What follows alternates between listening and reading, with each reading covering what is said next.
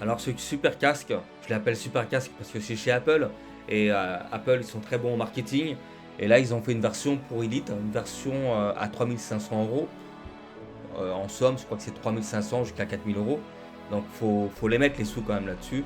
Donc là ça va toucher une petite niche de personnes qui vont être intéressées par le casque Apple et ça c'est un bon coup de marketing parce que les gens qui vont acheter ce casque là, ça va être des gens qui déjà qui ont les moyens et les gens qui voudront acheter ce casque, ils auront la version Lite. Ils vont faire plus tard une version Lite, c'est sûr, une version peut-être à 3000 ou à 2500 ou 2000 euros pour que les gens puissent avoir ce casque-là.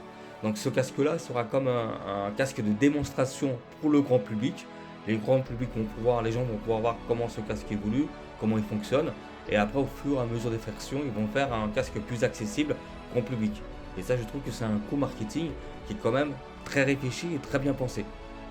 Et quand on voit ce qu'a fait Apple, pas Apple, Meta, au niveau de la communication, c'était vraiment pas terrible. C'était vraiment moyen. Alors là, on peut voir chez Apple quand même que la démonstration donne plus envie de acheter le casque, ça fait plus rêver. La page, l'accueil, en fait, au niveau marketing et au niveau rêve, je trouve qu'Apple fait plus rêver que Meta, mais beaucoup plus. On l'a vu avec la sortie du casque Meta 3.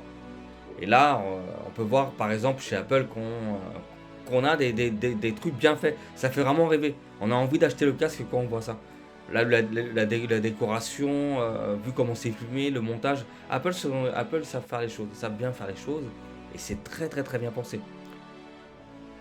Et ce casque-là, ce casque pour Elite, va être un casque pour faire rêver la population, pour faire rêver le grand public. Pour ceux qui ne peuvent pas mettre 4000 euros, ils vont rêver avec ce casque-là. Ce casque va être en démonstration chez Apple. Les gens vont plus tard se le procurer quand Apple feront une annonce d'un casque moins onéreux, un casque plus accessible.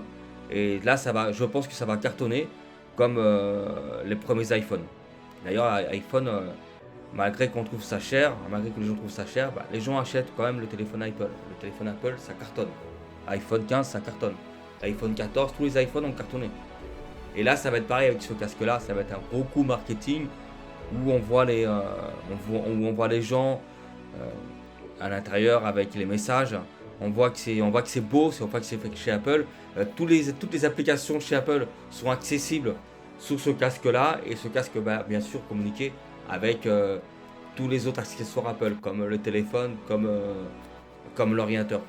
Donc ça va être un beau coup. Moi personnellement, je n'achète jamais la première version d'un appareil, surtout chez Apple. On va attendre de voir qu'est-ce que ça va donner.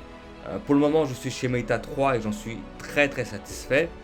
Mais là, je vais voir ce que ça va donner chez Apple. Parce que j'aime bien les produits Apple, notamment les ordinateurs qui sont très bien pensés, qui sont stables et qui évoluent très bien.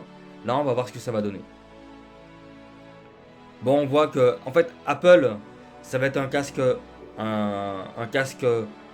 qui va être un ordinateur spatial. Ce sera plus un ordinateur spatial, alors que le Meta 3, c'est plus un casque de divertissement pour faire de la méditation ou pour jouer.